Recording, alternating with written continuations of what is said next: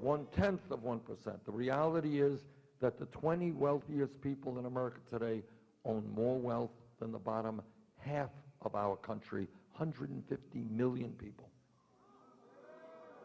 The reality is that one family, the Walton family of Walmart,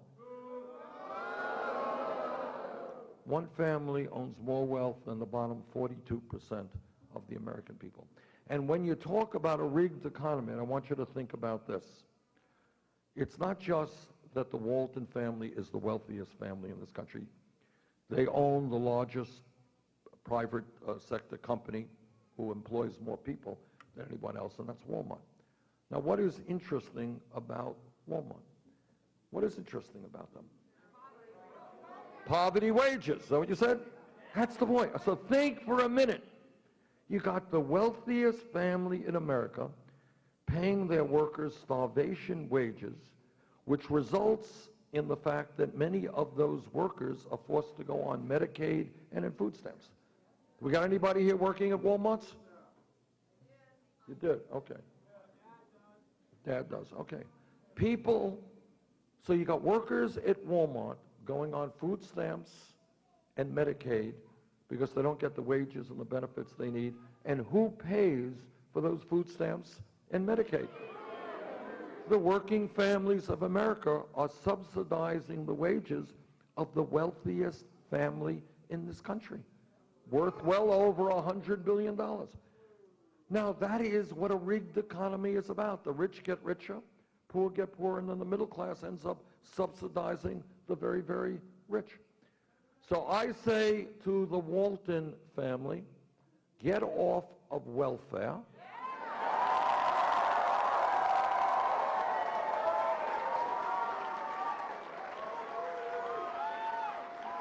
And pay your workers a living wage.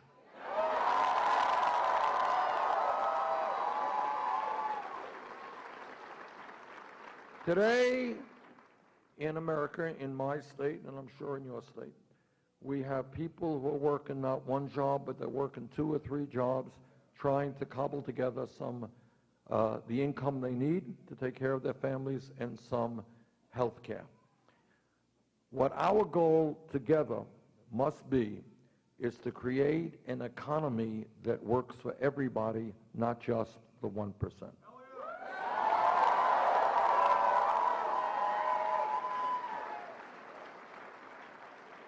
So how do we do it?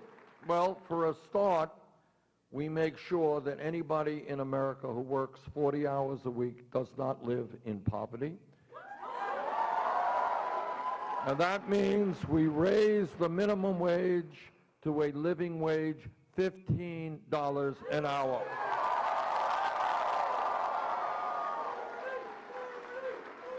It means that we end the absurdity of women in America making 79 cents on the dollar compared to men.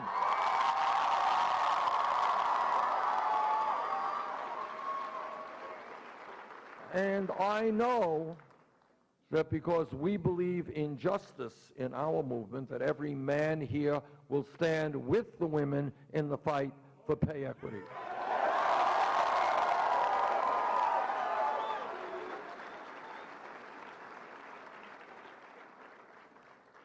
I was in Flint, Michigan several months ago, and I had the painful experience of talking to parents whose children were poisoned and suffered brain damage because of the poison and the lead in the water they were drinking. But nobody should think that it's just Flint, Michigan that has problems with clean drinking water. Hundreds of communities around America are struggling with that issue. We have an infrastructure in this country that is our roads, our bridges, our wastewater plants. We used to have the strongest cutting-edge rail system in the world. No longer the case. Many of our airports are becoming older and obsolete. We have levees and dams that are in very fragile condition. This is the United States of America. Our infrastructure should not be collapsing. Together, By investing $1 trillion over 5 years, we're going to create 13 million good-paying jobs and rebuild our infrastructure.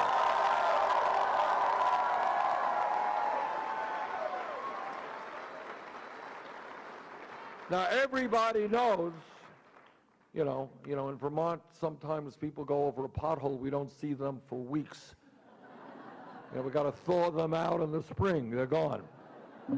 But people, it's not funny. Do you know that we pay people, motorists, people who own cars and drive cars, spend collectively billions of dollars a year as a result of damage done by potholes and bad roads? Yeah. So we've got to rebuild our infrastructure, and when we do that, we make our country stronger, safer, and more efficient.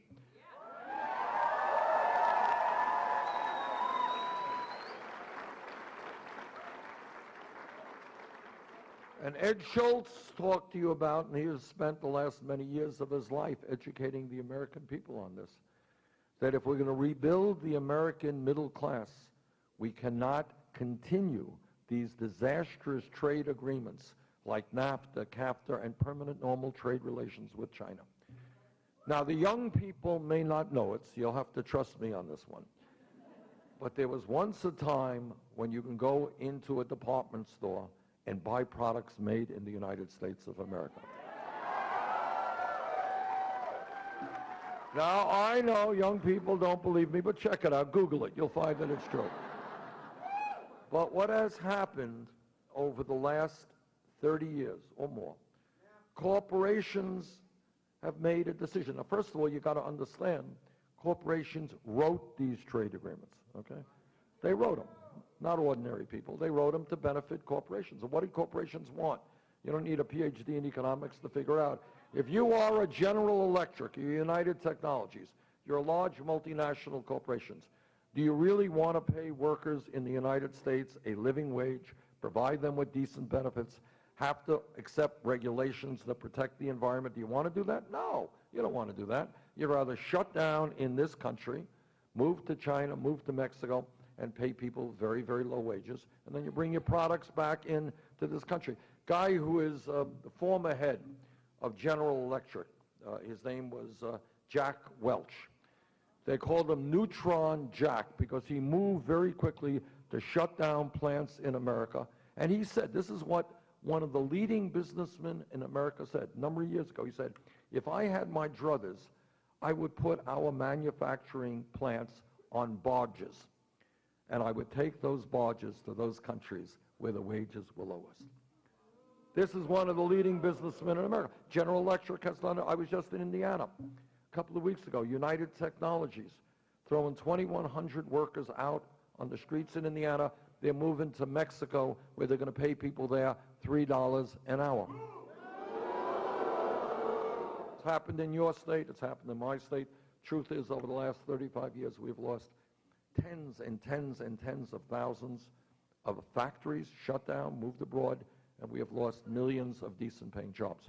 Our message to corporate America is that if you want us to purchase your products, and every night on TV you see those ads, buy, buy, buy. If you want us to buy your products, you're damn well going to have to start manufacturing those products in America, not in China.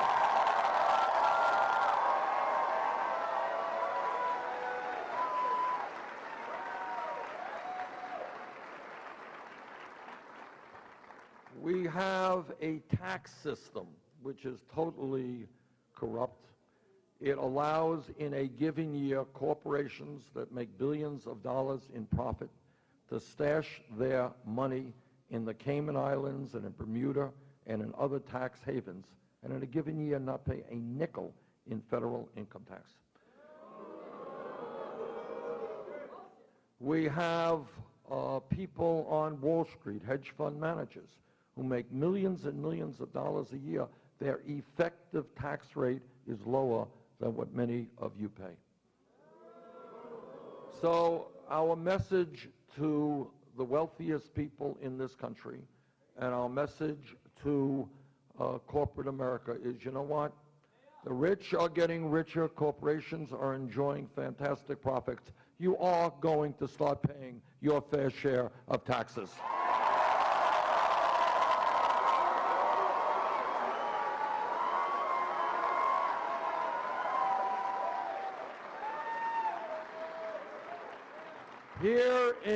Here in Fargo, in my city of Burlington, Vermont, all over America, you got elderly people who are trying to make it on $10,000, $11,000 a year Social Security. You know what? Nobody can make it on 10 or 11,000, and those people are struggling. Those people are hurting. A great nation, in my view, is not judged by how many millionaires or nuclear weapons it has. It is judged by how we treat the most vulnerable amongst us.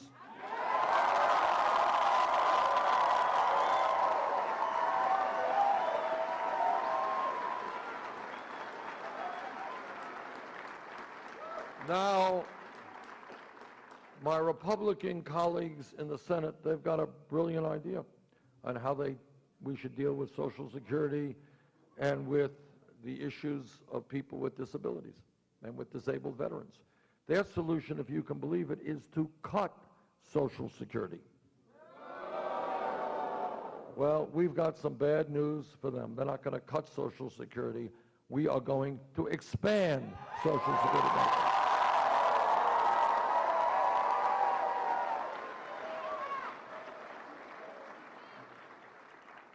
This campaign has been talking to young people.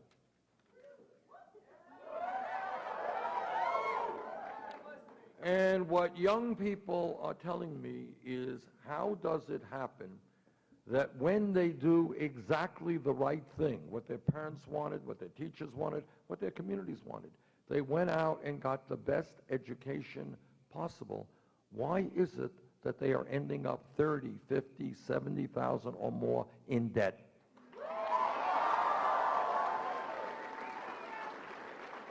Anybody here with student debt? Unbelievable. Every place I go, it's the same thing.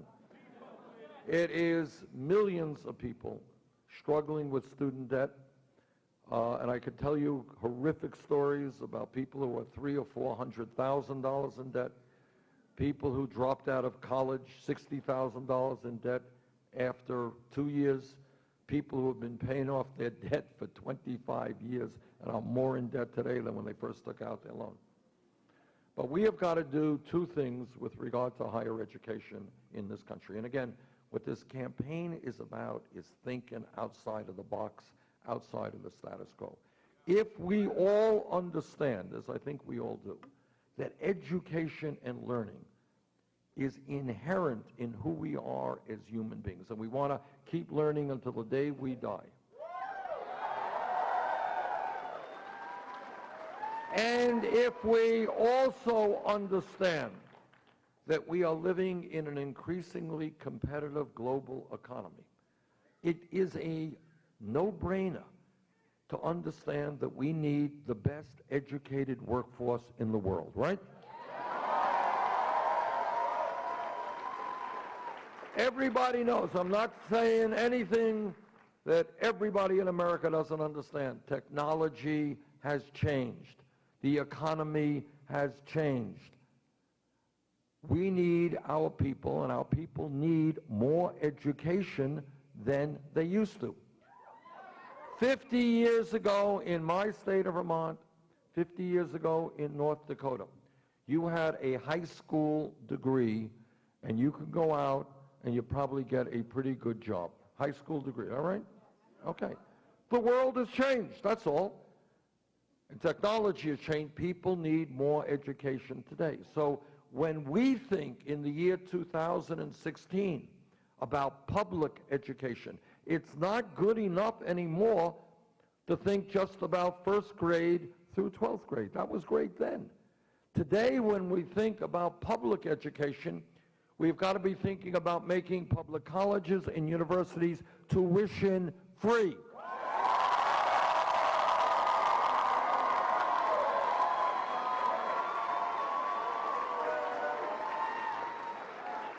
I mean this very seriously. I'm going to ask you a question. Does anybody think that that is a radical idea? No. It really is not. It is not a radical idea. It is an absolutely common sense idea whose time will come.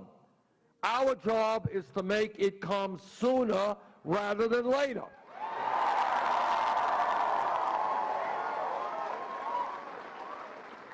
Right now in Germany and in Scandinavia, how much does it cost to go to college? All right, you got it. So if they are smart enough in those countries to understand the importance of investing in their young people, understanding that they want to tap all of the intellectual capability that those countries have, that is a lesson we should learn here.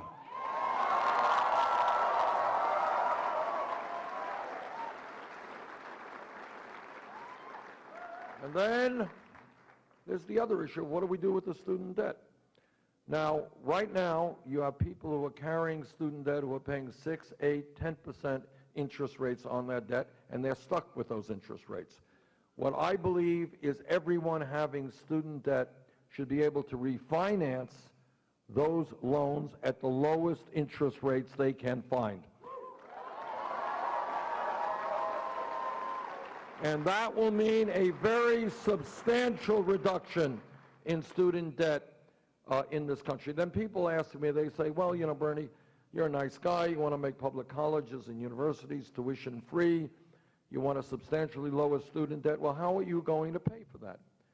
And I will tell you exactly how we're going to pay for that.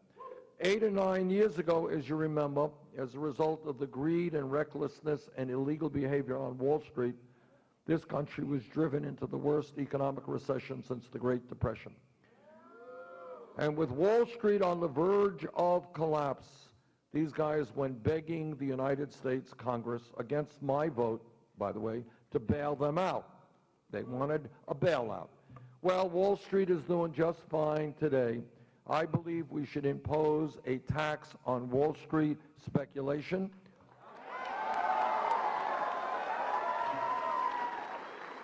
Which will bring in more than enough money to make public colleges and universities tuition free and substantially lower student debt.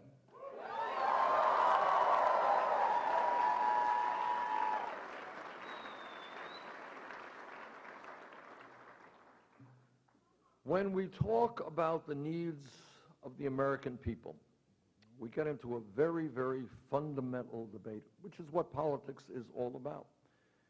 What are our rights as people? Well, we all know we have a great constitution, a brilliant constitution, which says that we have freedom of speech, freedom of religion, freedom to do this and freedom to do that. But there are people like Franklin Delano Roosevelt, myself, and others who think that when we talk about the rights of the American people, we have got to go further than just our political rights, our freedom of assembly and so forth. Now, as many of you know, in every major country on earth, except the United States, health care is a right of all of their people.